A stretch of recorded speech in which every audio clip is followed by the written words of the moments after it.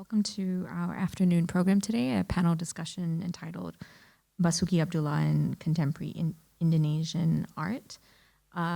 This program is affiliated or part of it's the program affiliated with the Dalam Southeast Asia Project, Diplomacy and Desire, Basoeki Abdullah in Singapore. So as you may know, Dalam Southeast Asia is a project space that is part of our Southeast Asia Gallery, where the museum dives into our collection and holds space for experimental projects and advocating for lesser-known narratives. This Singapore Art Week, we've put together a program that highlights ongoing research from Indonesia on Basoeki Abdullah. It included yesterday an in-gallery conversation with Grace Sambo, and today I am so privileged to be joined by Sally Texania, to my utmost left, and Enggi Sanjaya, who's right next to me. Today's panel is really actually a little bit of a dive into the legacy of Basoeki Abdullah in the contemporary art scene in Indonesia. And the panelists today are two curators who have been working with renowned Indonesian institutes who have framed Basoeki Abdullah, but who I think also offer a lens into a new generation's curatorial perspective on his legacy. So on that note, let's dive into things. And maybe just a little quick housekeeping. Today's panel will have each of the panelists presenting a short presentation on their ongoing research or on their curatorial projects. Each of them will speak. I'll introduce each speaker first, and then they'll speak, and we'll do a short break for a Q&A around each presentation, and then there will be a general Q&A at the end where we talk about both presentations together. So, without further delay, let me introduce our first speaker, Sally Texania, who is an independent curator based in Jakarta, Indonesia. Her curatorial practice is shaped by extensive experience in private and public art institutions. She has held key curatorial roles, including head of museum at Ciputra Artpreneur, correct, right, from 2014 to 2016, and curator at Museum Macan from 2021 to 2023. So without any more delay, let me hand over to Sally. Okay, thank you, Kat. Good afternoon, everyone. I would like to thank you all for joining us today. Thank you for NGS for the opportunity to speak today. Normally, I'm here for vacation. Now it has to be a job. We'll be serious at the moment. So early last year, Kat, the curator of Basoeki Abdullah exhibition, invite us to reflect on how we understand his work today. Talking about Basoeki Abdullah can feel easy because so much has already been written about his work. At the same time, it can also be challenging, particularly when we try to move beyond the beauty that has been long attached to his painting. In the Indonesian context, especially during the national struggle in the 1930s, Basoeki Abdullah approach on depicting Indonesian beauty was often seen as disconnected from reality of the society. Since then, artists and critics labeled his work as elitist in a way, and that he will be always on the other side of critical and experimental art practices. This discussion is an attempt to look at his work outside that familiar frame. To do so, I will try to look into Basoeki through administration of artworks within two collections, more specifically the inventories and artwork labels that rather mundane but can change over time and shape how we look into artworks. For this discussion, we will look into the administration of Indonesian Presidential Palace collection, established during the Old Order administration, we say in Indonesia, and the Fine Arts and Ceramic Museum collection developed during the New Order. By moving between this collection, I aim to show how Basoeki Abdullah is represented and how he moved across shifting political contexts. Next. Yes. So these are the keywords that we can imagine when I'm reading this presentation. Many Indonesians perceive the old order or Orde Lama as the period of President Sukarno leadership from 1945 until the end of his power in 1966. During this time, a strong nationalist spirit shaped cultural life. Realist and realism were dominant and actively supported by Sukarno, who was also known as a major art patron. In the Presidential Palace, there was an official role known as Palace Painter. His name was Dullah. Basoeki Abdullah was not appointed in this position, but his work is, quite prominent and displayed in every palaces. Basoeki is best known for landscape, mythological scene, and portraits. I will briefly discuss one example from each category to illustrate the narrative from the collection. Next slide. I will begin with a landscape painting titled Pantai Flores. This painting, based on a watercolor work by Indonesian first President Sukarno, created during one of his exile in 1930s. During this period, Sukarno was a political intellectual whose speech was known to be provocative and perceived as a threat to Dutch colonial government. He was jailed and exiled between late 1920s and to early 1940s. While he was exiled in Ende, an island located in eastern Indonesia, Sukarno painted a beach and sea, making his watercolor work frequently interpreted as his vision for Indonesia independence.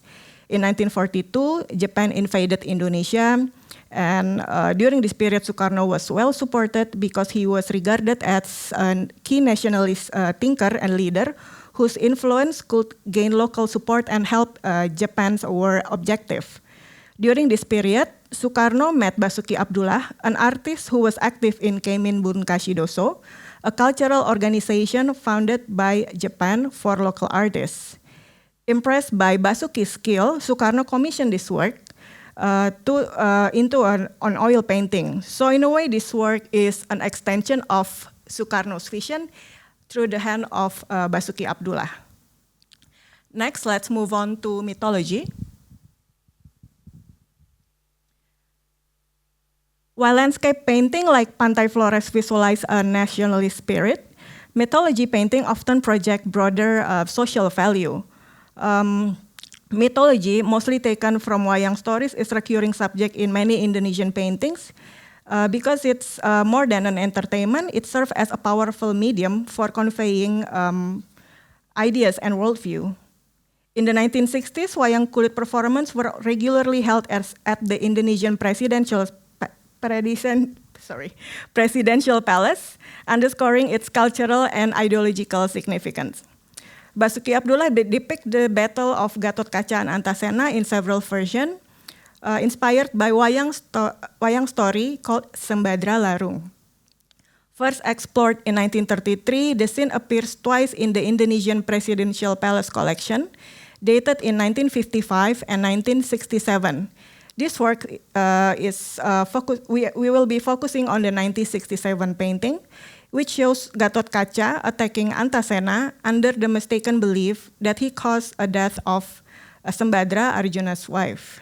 In fact, Sembadra was killed by Buriswara, a king with a giant demon-like face. The painting presents a monumental battle rooted in misunderstanding. Lastly, next slide. Let's move on to one of Basoeki's most popular subject, portraiture. This painting has long been registered under the title Keluarga Cantik, translated as a beautiful family. Outside of official record, it's also known with the name Tiga Dara or Three Maiden. And as with many portraits, much of this discussion around this work centers on singular question: who are the figures on the painting? In 2010, news reports suggested that one of the figures was Azah Aziz, a respected cultural figure in Malaysia. In the painting, Azah is shown on the bottom side. It shows Azah wearing a red baju kurung and songket. Since then, much of the discussion has continued to focus on the identity of models. However, what's more interesting is that an exhibition catalog from Singapore lists the painting under the title Nanyang. This different title was first identified by Amir Siddhartha, and the finding might shift how we interpret this work.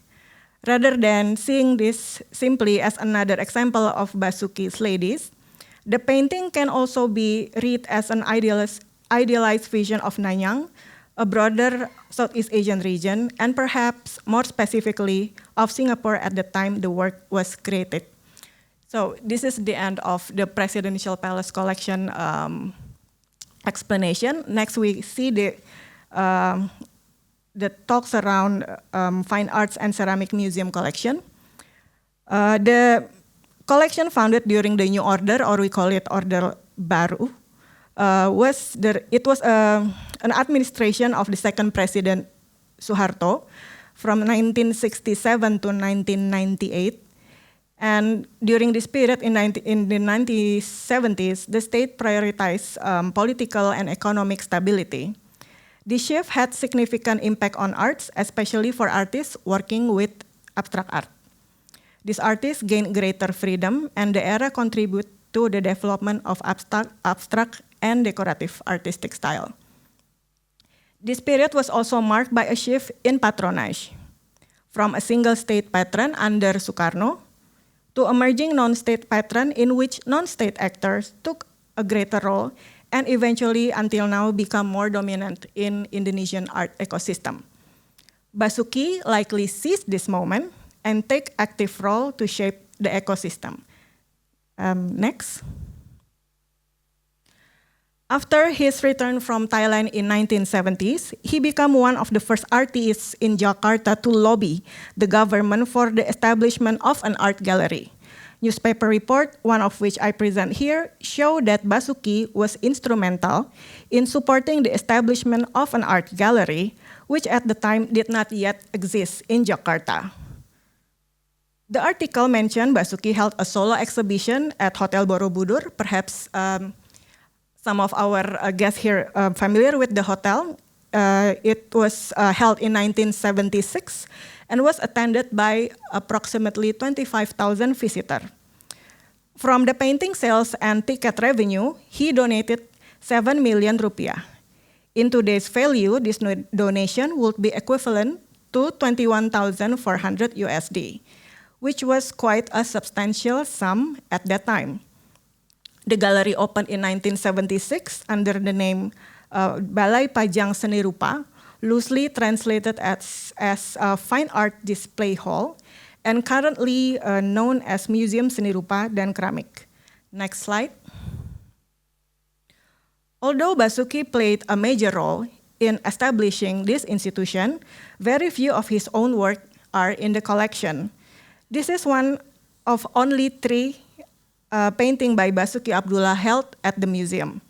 Instead of the traditional beauty we find in his portraiture, this work, Kapal, show a very different direction. The ship looms over the small human figures at its base. It may reflect the modern city shaped by development, reduce people to supporting its machinery. Next. Next slide. This is speculative but also interesting. The museum records show that Basoeki Abdullah has donated some work, but not his own work. He donated several artists with a similar style. Here we see work from Sabto Hudoyo titled Menghadang Convoy or Barricading a Convoy. This work depicts figures preparing for armed struggle, an imagery closely tied to social realism of the old order and largely avoided during the new order. At the time when middle-class patronage was moving towards abstract and decorative painting as a statement of modernity, Basuki donated realist work focused on labor and struggle. So this is a rather unconventional choice for the time. So I would like to end this presentation with several questions. What agency or intention was Basuki exercising through this donation? Was it a nostalgia by an artist shaped by independence era? Was it an effort to keep realism alive in the 1970s? Or it is a very subtle political statement? Thank you.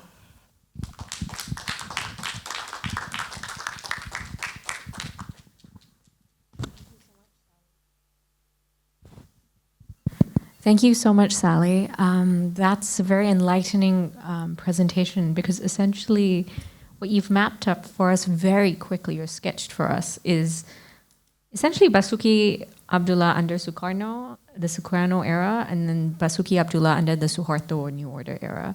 And what is interesting is you made this one statement, and when you were talking about his paintings in the presidential collection as Sukarno's vision extending through the hand, or through the hand of the artist. And actually your readings of the paintings were very enlightening for me as well, because Sukarno would give also some of these types of paintings to other countries, and we can see, for example, the shoreline. I didn't realize the shoreline iconography shows up in donations actually that Sukarno had given to the Marcoses, for example, or that we know, not the Marcoses, I'm sorry, that we know exist in the Philippines that were given as gifts. So this is a very interesting read, or this is a very important idea, I think, to hold.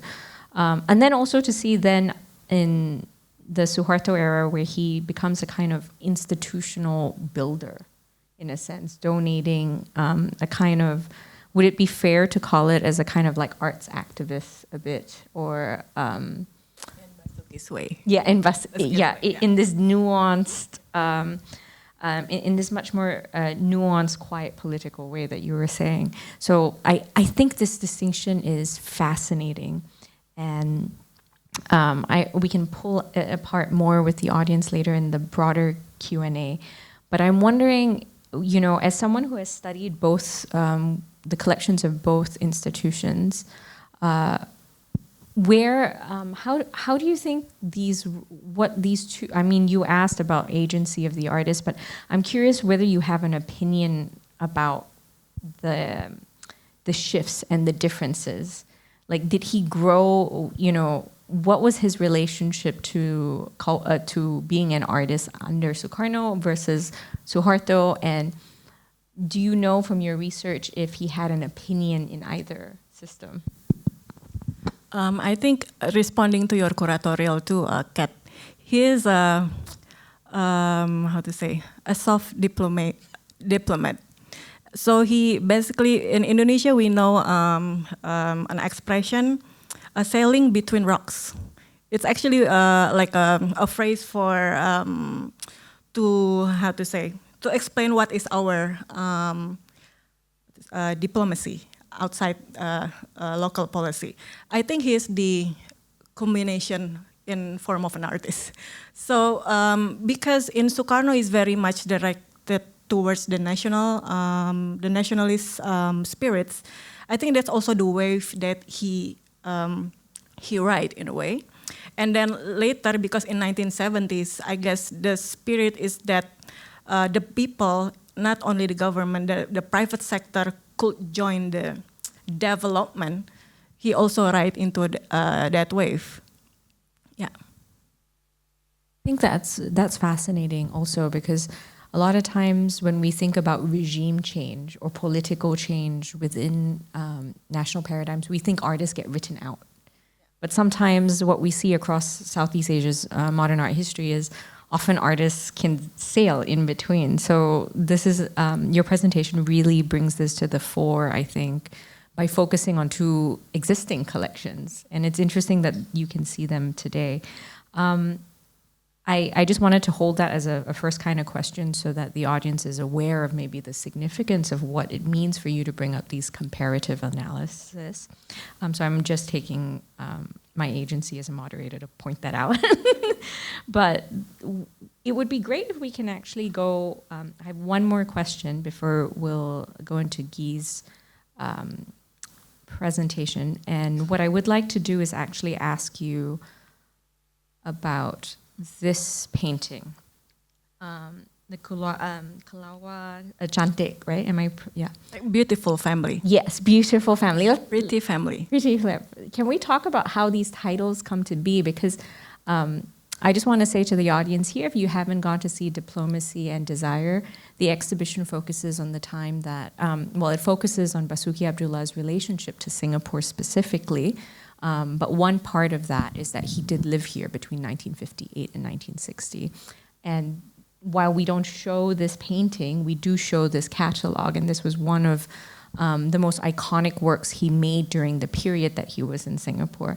But this is interesting that it has had so many titles. Maybe what I would like to ask you, Sally, is if you could share a little bit more about the title, but also how did it get its title and the relationship to all these different titles that exist for this work. This is why I like to look into administrative data, because later on sometimes like people will name a famous iconic painting in a very different way. So far, I haven't seen the back part of the painting, so I am still assuming that Keluarga Cantik was made because it needs to be registered. When it needs to be registered, then it has a name, Keluarga Cantik. And then outside the palace, because it's not really, like it's only circulated by photo, and the photo has 3 women on it.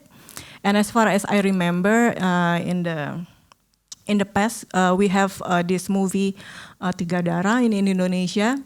And ever since, when we have like a family with 3 daughters, we will say, this is Tiga Dara, you know. So after that, we have another title is Tiga Dara. But then, as I mentioned early in my presentation, a colleague of mine, when we were doing some research on the collection, found this, I think this is the first page of the catalog, yeah. And then it's titled Nanyang, and then we get like, so this is more than just like beautiful ladies. So maybe we should reconsider what this painting is. And yeah, again, sometimes Basoeki Abdullah is a diplomat, but sometimes it's also cryptic, yeah, sometimes, yeah. Most of the time, of course. Yes. Like, why would you make a painting of, two god and half god creature having a battle over a lady, and it was a misunderstanding, but like in a very huge. Maybe it's just this battle. Our big battle is pretty much based on a very simple reason, yeah. But I think the reason could be very simple as when it needs to be registered, we need to have a name. Yeah.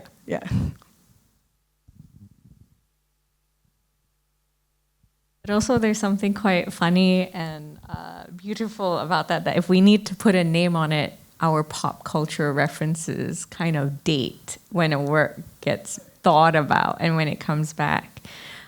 Just to ping back to the fact that, you know, this panel is really about the legacies of Basoeki Abdullah, right? And how we think about his work, how his work has been received, how his work has been institutionally framed, and the histories that have informed that, and those living histories in contemporary institutions today and contemporary systems of administration. So thank you so much for sharing that, Sally. In the interest of time, though I feel like we could continue, I would like to segue now to our next speaker. Thank you so much, Sally, again. Guy. So Guy Sanjaya is an independent curator focusing on interdisciplinary art, cultural engagement, and educational initiatives. Her practice explores intersections between contemporary art, psychology, and social change, emphasizing how creative expression fosters dialogue, creative thinking, and community. So we're pivoting now to looking at curatorial projects that engage Basoeki Abdullah with the next generation. Okay, over to you, Guy. Thank you. Thank you, Kat. So, good afternoon, all participants. Thank you for coming, and thank you to the National Gallery Singapore for this opportunity. So, today I would like to invite us to reflect on Basoeki Abdullah, not only as a historical master of modern art, but as a maestro who artists value continue to live, circulate, and regenerate across generation. So this is presentation is grounded is curatorial and educational when my project is 2023 and that activate one of his work menyongsong hari esok it's mean welcoming tomorrow as a living pedagogical platform particularly taught an annual art competition for children and youth using natural pigments. Rather than position Basoeki Abdullah as a closed canon, this project asks a different question. So, how can a maestro remain present, relevant, and ethnical active in the imagination of the next generation? So, may I? So, yeah, why Basoeki Abdullah today? So today, because his work over more than technical mastery, its career's value of responsibility, care, and dedication. This value remain relevant for how we think about art education today. So, Basoeki Abdullah significance lie beyond technical mastery. His practice was grounded in discipline, devotion, and service value that frame as a responsibility rather than style alone. His legacy extended ethnically beyond visual languages. What continued to matter is his seriousness of practice and respect for tradition, which remain relevant across time. So through education and reinterpretation, his works enable knowledge transmission across generation, ensuring that the maestro remain a living reference rather than a closed history figure. So I choose one of collection in Museum Basoeki Abdullah, menyongsong hari esok, welcoming tomorrow, become a key and core. The works does not look back forward, but forward. It invites reflection on that tomorrow means, especially when interpreted by children and young generation. And at the same time, the painting invites reflection on the global climate change crisis unfolding today. So it's called for deeper awareness of our role in safeguarding to the earth and impact of human action of the environment. So this is from artwork to pedagogy when I was transforming art into a cross generation to learning ecosystem. So first is artwork as learning platform. Second is process over product. And third is museum, kids, and young generation. So this project shifts the artwork from exhibition to pedagogy. The artworks become a learning platform where the focus is not on the final image, the artwork, yeah, but the process of thinking, reflection, and making. Though these three approaches, the artwork move beyond the gallery wall and become part of a broad education ecosystem. So, yeah, this is the process.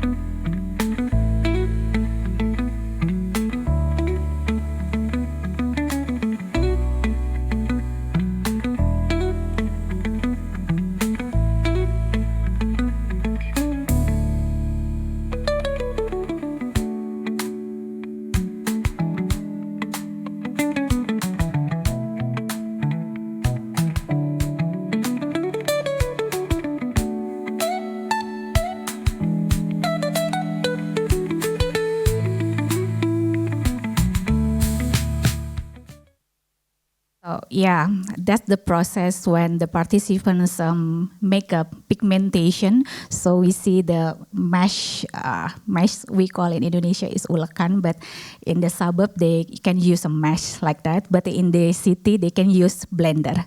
So yeah, that's the difference. Okay, within the process of product natural pigment, artistic practice operate as a pedagogy framework. So learning image to collaboration among children's youth education and also curatorial facilitator.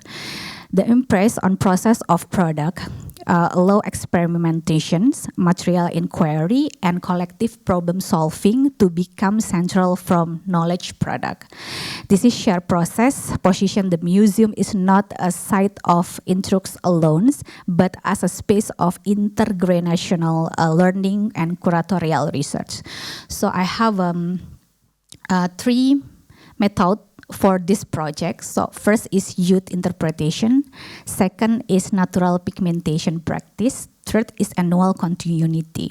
So the first method is youth interpretation. Participants are not asked to copy the master Basoeki Abdullah artwork, but they are encouraged to interpret the value within the artwork to their own perspective and experience.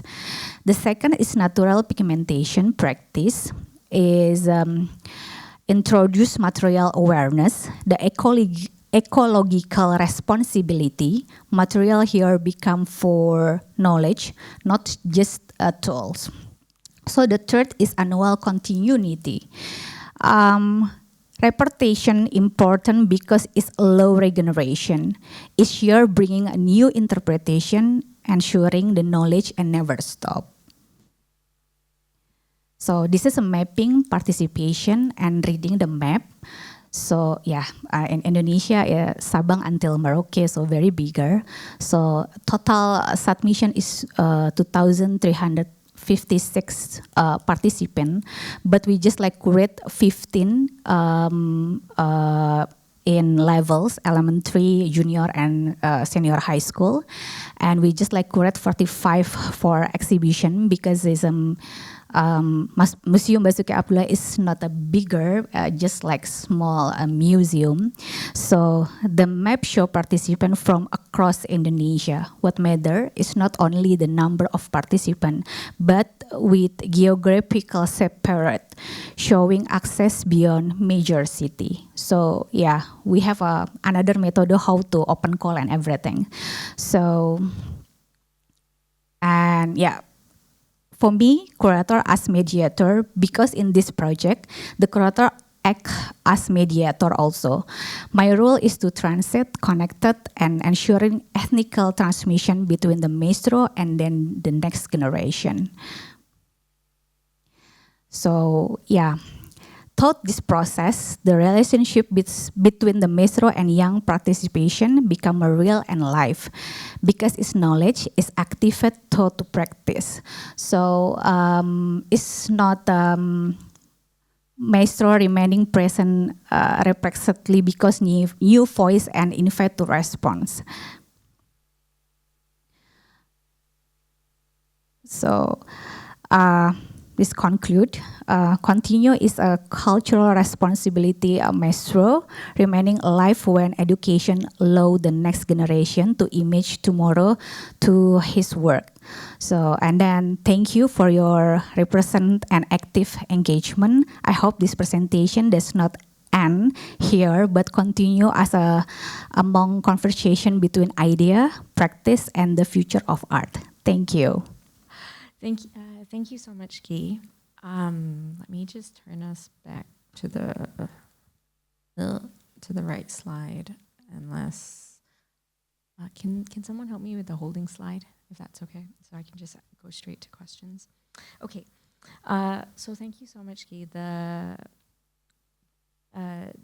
first thing I want to say actually is just a connector point before I have 2 questions for you, which I think is what I want to hold space for thinking about your invitation to us about what a continued legacy is, of thinking about the future and interpretation.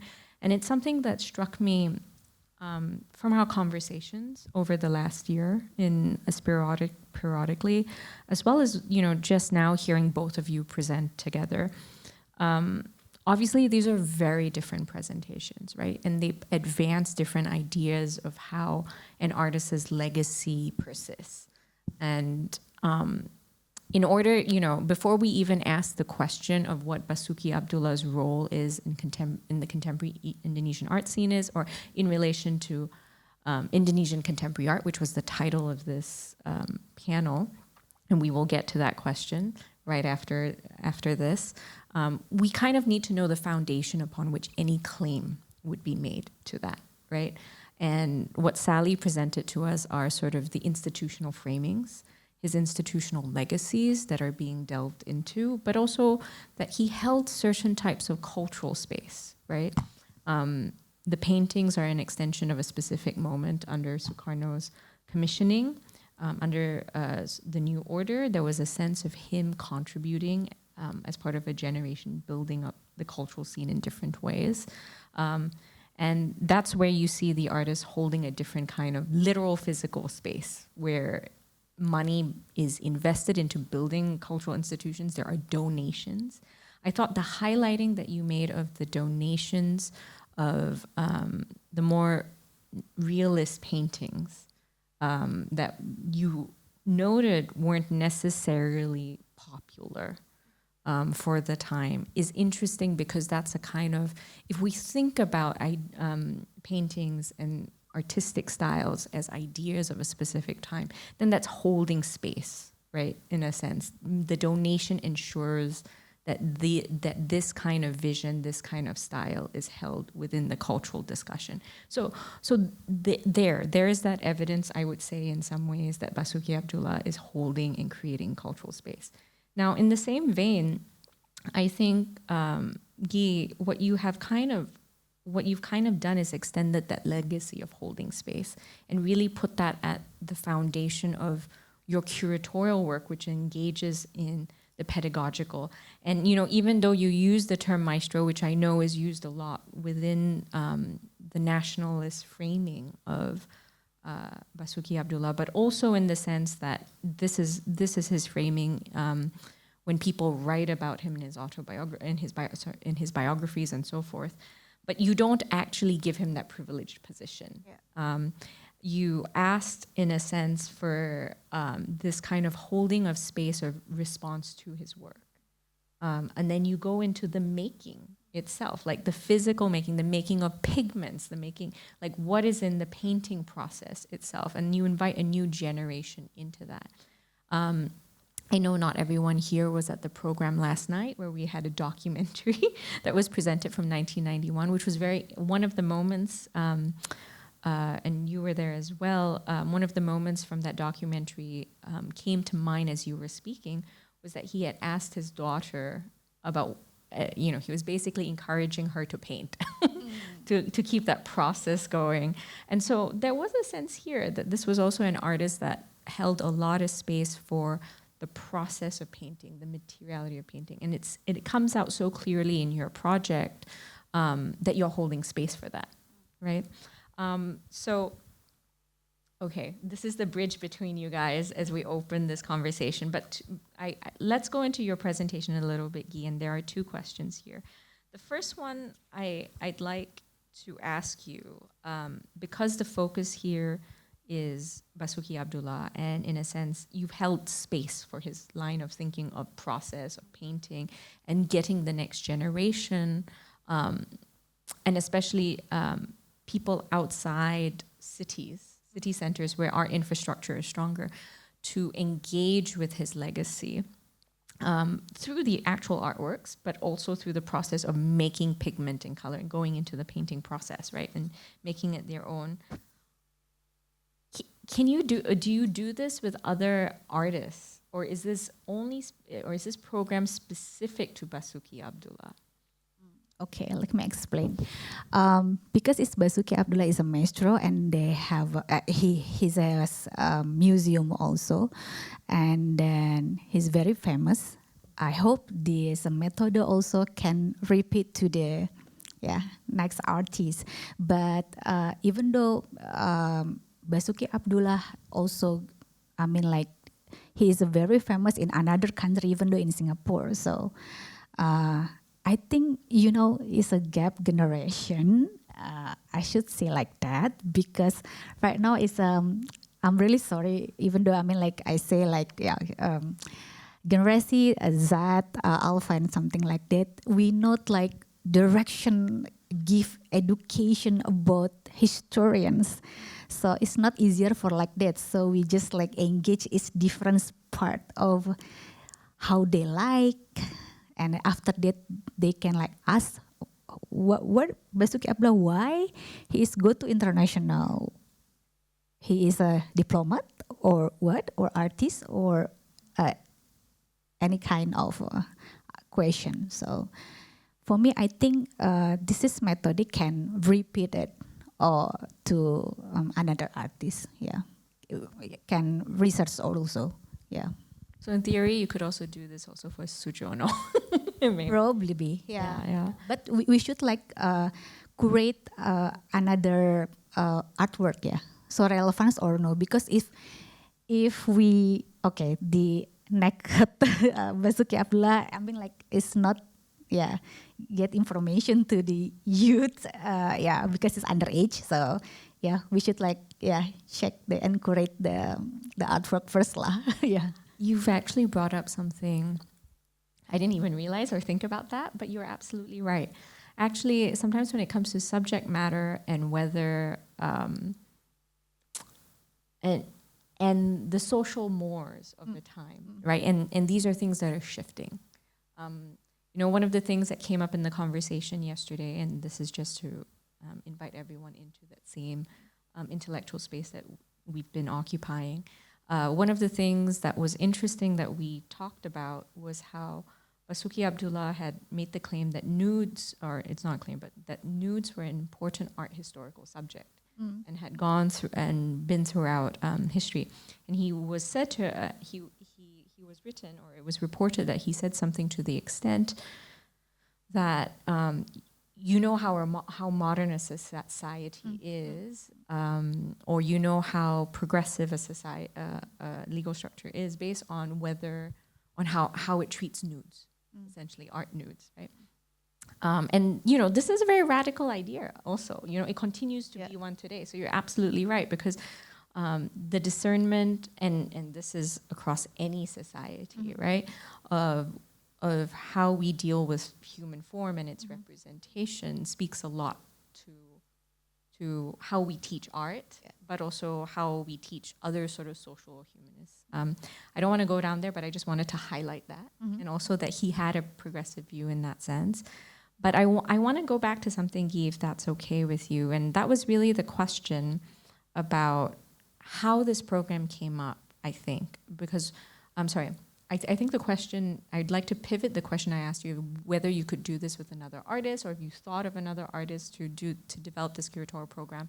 But how did this come up? Was this directly with the Museum Basoeki Abdullah? How did you as a curator come to this program and come to respond and work so closely with Museum Basoeki Abdullah? Because sometimes I just like experimental practice, so I love that. And even though this is first time in Basoeki Abdullah until Basoeki Abdullah open, and then this is first time also a lot of participants joined this program in 2356. So I'm thinking because it's I read Basoeki Abdullah work is different perspective to other generation. So and also I read about psychology, art psychology. So I think like that. So and Basoeki Abdullah also need a young generation know about Basoeki Abdullah. So we don't have a gap to get the information, but the style is more different. Yeah, I think like that. I think just responding, I'm really excited with the comment you made that you have a very different perspective going into engaging with Basoeki Abdullah through reading a sense of art psychology, right? And I wonder if you could tell us, obviously this is pedagogical, obviously it's community engagement, obviously it's a younger generation, but I sometimes think I think you don't give yourself enough benefit of how deep your art historical research is. Yeah, I should just say, Yeah. obviously, we've been speaking as a panel for a while. Yeah. And when we were developing the diplomacy and desire research, Guy was actually very helpful in pointing out some of these archives because of the deep research you did in developing this program. So I just wonder, could you share a little bit more about your personal perspective from your research into Basoeki Abdullah, like how that informs the work you do? Okay, this is my perspective because this Basoeki Abdullah is unique, artist. When I was work with Museum Basoeki Abdullah, even though I don't know him because he was a day before I joined it to Basoeki Abdullah, I read it about his collection. So many things. Even though yesterday he say in Grace panel discussion, they make a art diplomacy, cultural diplomacy, no without gun. So, but in Museum Basoeki Abdullah, he's collecting gun and collecting any kind of book, wayang and many things. Yeah, and then his style also different like another artist. So Basoeki Abdullah for me is a complex. Yeah, even though I'm really surprising when I saw the video yesterday, he said like, oh yeah, this is my legacy. Yeah, so yeah, I think this is connected for me. And why Basoeki Abdullah give his house to government? So he's very smart. Even though I'm thinking my personal, another artist not like that because, he's a make a timeline management like okay, I have a house. I think my family can take care for his house. So I just want to give it to government, right? And half, for my family, half for government. So I think this is in that time, this is very important because I think until now, I think his family also not easier to take care his artwork. So yeah, that's my perspective. But my perspective highlight is he is very smart to deliver it to next generation to know him because he give house to government and then the government make a program, a lot of program, and then until now people know about Basoeki Abdullah. That's it. Yeah, thank you. Thank you so much, and Sally, thank you. I'm now going to pull us back into into a collective discussion, if that's okay, and open to the public. But open to the floor for questions. But before I do, I just want to highlight where you just took us, Guy. And I think what both your presentations, Sally and Guy, do, and I appreciate actually all the time that you've both given to your presentations and the conversations that we've had over the last year, however episodic. What comes out very clearly, and I hope this becomes apparent to the community here, is that, as much as we talk about Basoeki Abdullah as a portraitist, as much as we talk about him within national or regional or even, let's say, international histories, though I think within the show Diplomacy and Desire, we really advocated for his regional perspective, in a sense, or regional perspective upon his legacies. There's something else more. This is an artist operating in relation to the artwork that he's making as well. an artist aware of or actively engaged in the role of art across generations and across political change. And so I just wanted to thank you for, really fleshing that out for us, because sometimes when we talk within the framework of art history or even social history, there isn't a lot of space sometimes to talk about these kinds of how artists operate, right? At the role of society and how societies can be constructed in different ways, right? Local, national, regional, so forth. But that this was an artist who was very clear about his agency, right, in speaking across generations. And in a sense, in bringing us here today, we are really actively trying to engage with that legacy and trying to think of what that means. So now we get to that final question. Given all of these things that we've talked about, his institutional framing, that we have, in the sense, a younger generation engaging that comes out of programs of holding space for making some of the spirit of some of his thinking, but also that fundamentally this was a very smart way of working within institutions to fit within a type of intergenerational memory, right? This is, and of course, there is the logistics itself of what does it mean as an artist to deal with paintings and what happens, like how does a legacy extend? Now laying all that groundwork, let me ask you the very complicated but simply put question. What would you say Basoeki Abdullah's role is or position is in contemporary Indonesian art? Sally first. Yeah, it's still a very hard question to answer. But I find that perhaps, in my opinion, it's okay to be pretty, because we still have artists who is still very much focused on their craftsmanship, and I think despite on how we see Basoeki stays on making the paintings, most of the work is done seriously. Like he has a very serious consideration around the techniques and so on.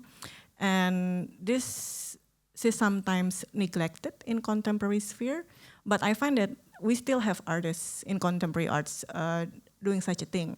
Like they are not, for example, some artists are not really confident with their conceptual framework, but then there is another way of doing it, is that to master your craftsmanship. I think that's my opinion for Basoeki Abdullah.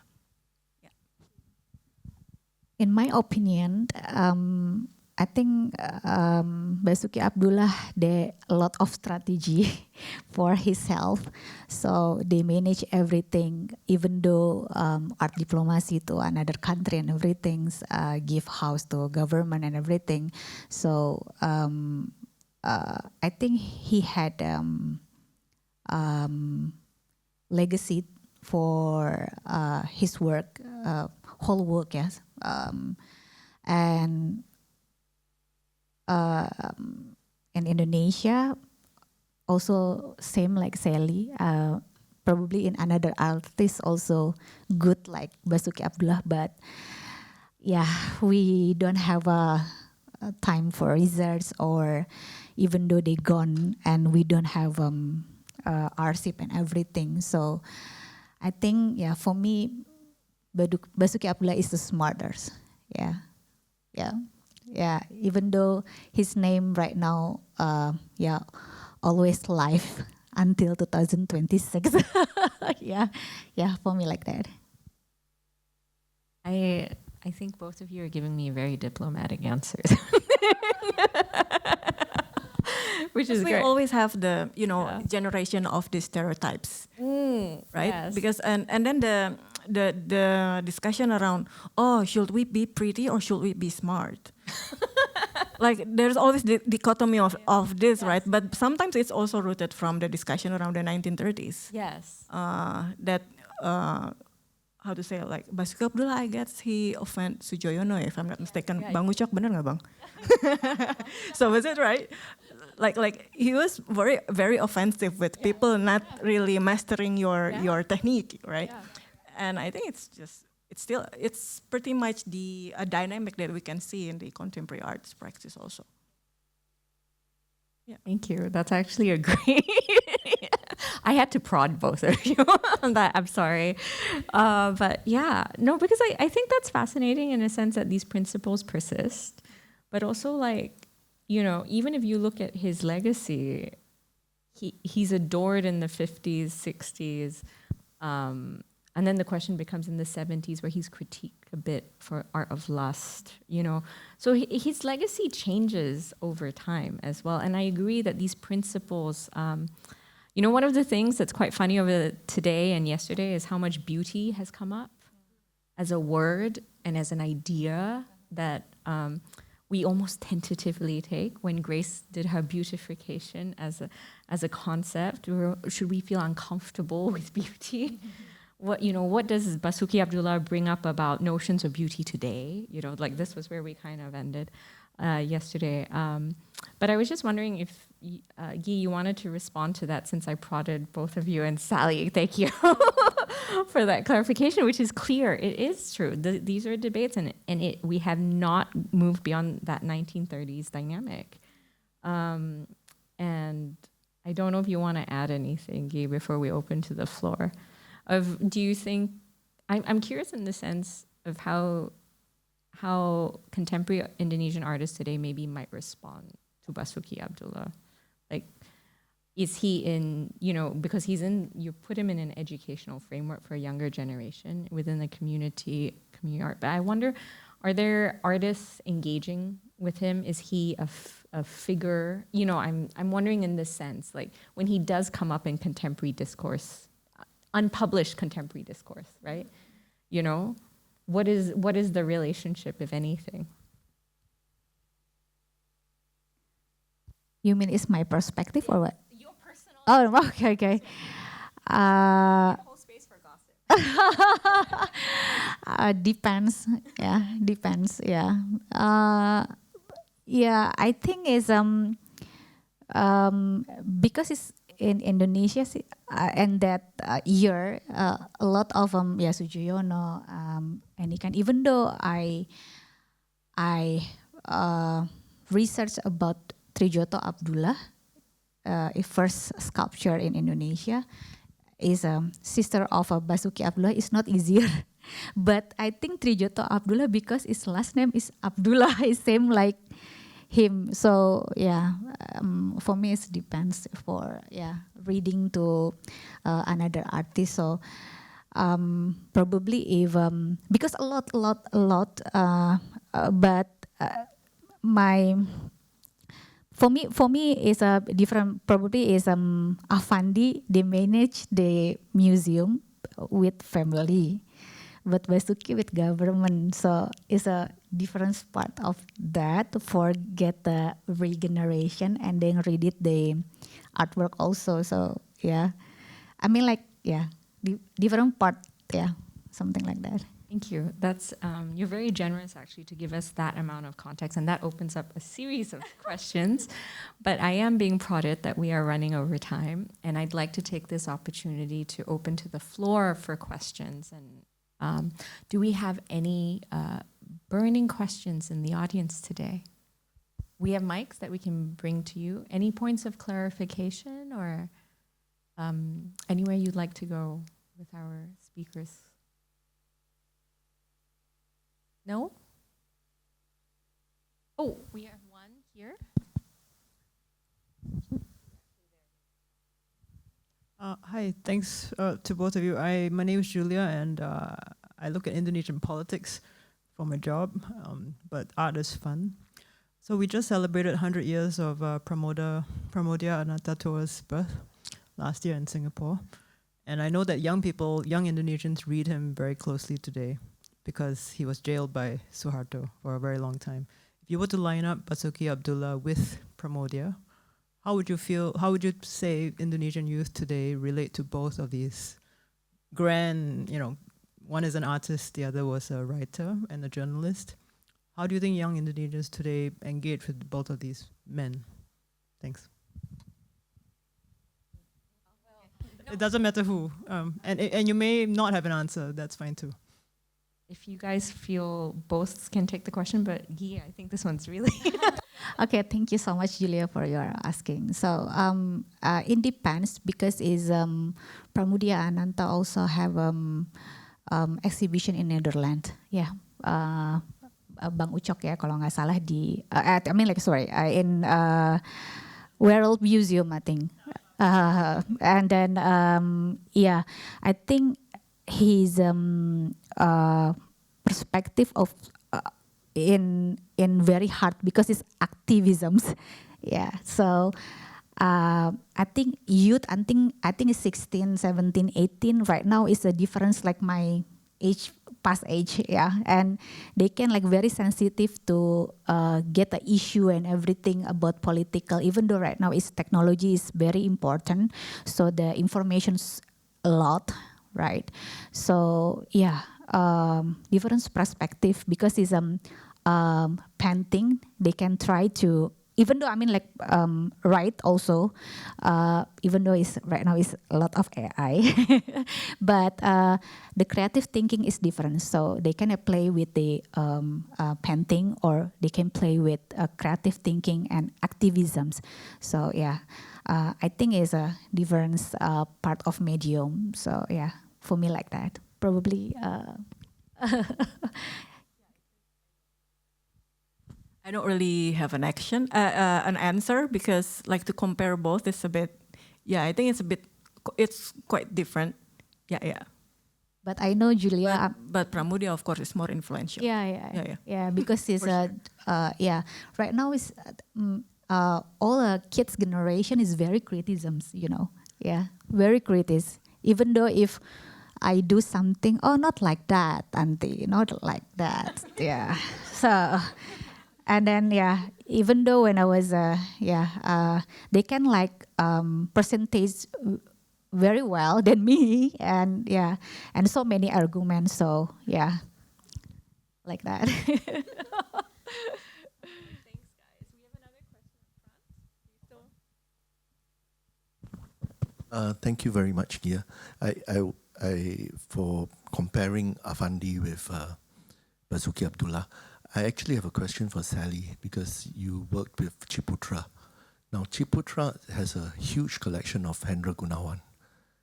How does that compare, and how do they, what is their strategy with Hendra Gunawan's art as compared to Basoeki Abdullah and Basoeki Abdullah's family, government's, Basoeki Abdullah and the government's direction in promoting their art? At the moment, the objective is to have a small presentation from a collection. Yeah, and the Ciputra Museum is held by the collector, while Basoeki Abdullah have had before it's transfer to the government. It's something that is planned by the artist, so it's very different.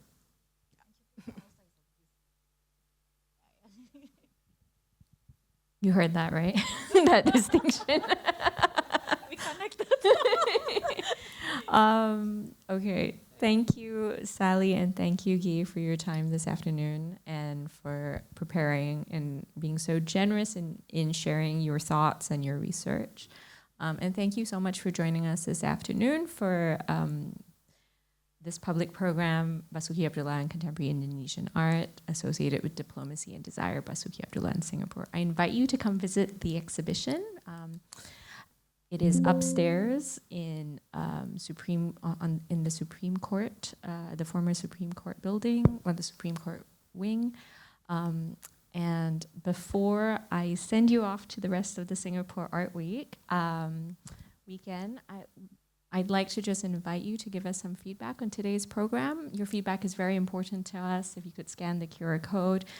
Obviously we do a lot of these public programs, and your feedback directly influences the programs that we develop. So it's so very important to us. So thank you again for spending the afternoon with us. And if you don't mind, we will clap and thank our speakers. Thank you so much.